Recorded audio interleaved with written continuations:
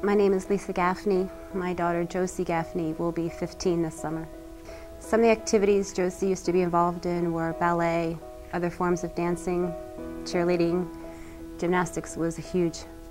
Josie was 10 years old when she got bitten by her tick. She got bitten on a local soccer field, which was 2 blocks from our house.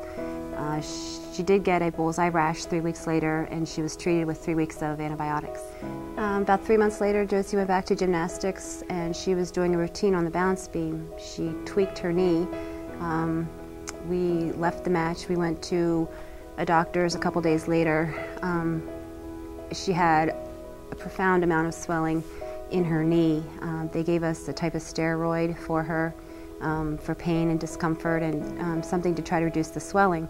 And after another several weeks, maybe even 2, almost 3 months actually, the swelling still had not gone down. It remained the same.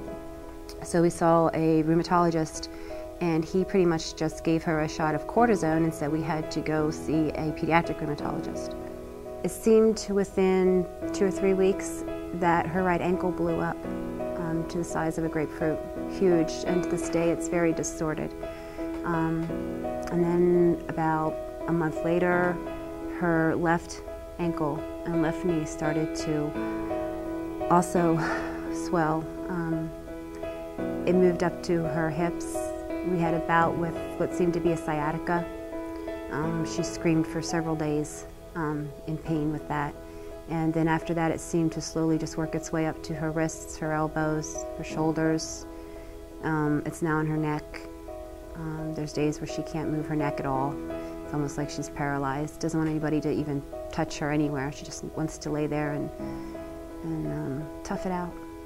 This all happened right around the time of the cortisone shots, and we now know that steroids are contraindicated in Lyme. The first time we took Josie to see the rheumatologist, they pretty much just gave us the diagnosis of it seems to be arthritic. And that's when they wanted to send us to a pediatric rheumatologist, and we've been seeing that doctor ever since. Josie receiving other arthritis medicines, that whole year I pretty much spent begging and begging for a IV PICC line to be given to Josie. The doctor finally granted us that request. We put the PICC line in for 30 days over the holidays. She did real well with it. I personally felt she was making much needed improvements. And again, it was only for 30 days, so about 2 or 3 weeks after that 30 days, I very slowly, one by one, started to see symptoms come back again. After a long struggle, I finally found an LLMD to take a look at Josie, and he decided that it was time to treat her clinically, diagnose her clinically. She was on antibiotics for 3 months. I did see improvement during those 3 months. However, the other doctors decided that they weren't doing her any good, they weren't good for her, and that she needed to be off them pretty much right away. I think as far as long-term antibiotics go, if Josie could stay on them, I feel that she would continue to show progress. It may take a while. There may be some ups and downs along the way, but in my heart of hearts, I believe that her quality of life would be much better. She'd be stronger.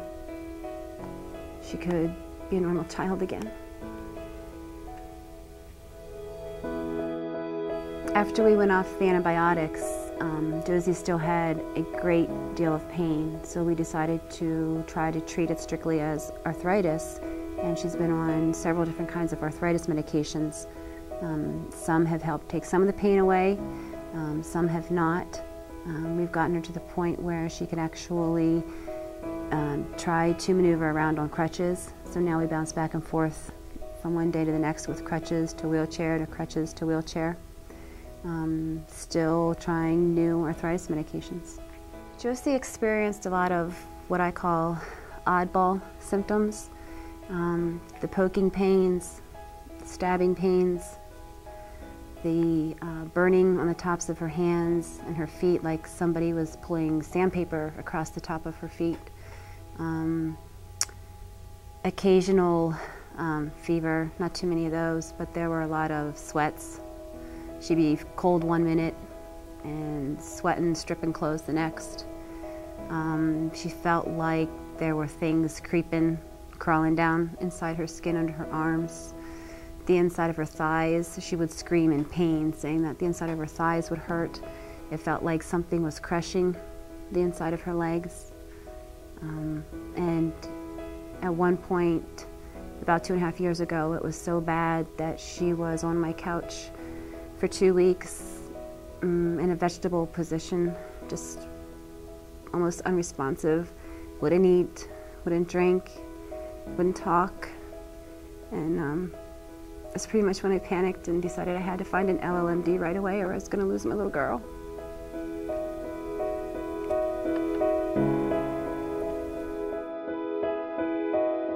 I think the hardest part of being a mother, watching your daughter suffer like this, is knowing that the testing that we have is not adequate. More education is needed for the doctors. We need more LLMDs, without a doubt. I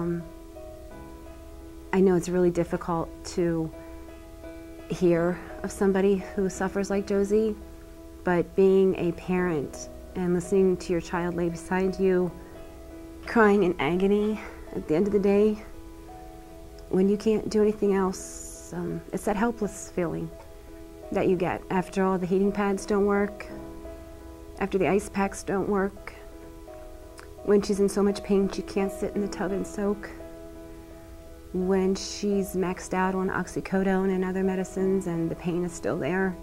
All you can do is hold her and tell her you'll get her through it somehow.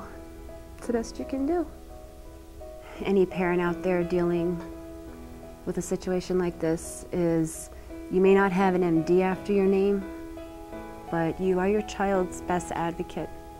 And as a parent, that child lives with you 24/7 and you know them through and through.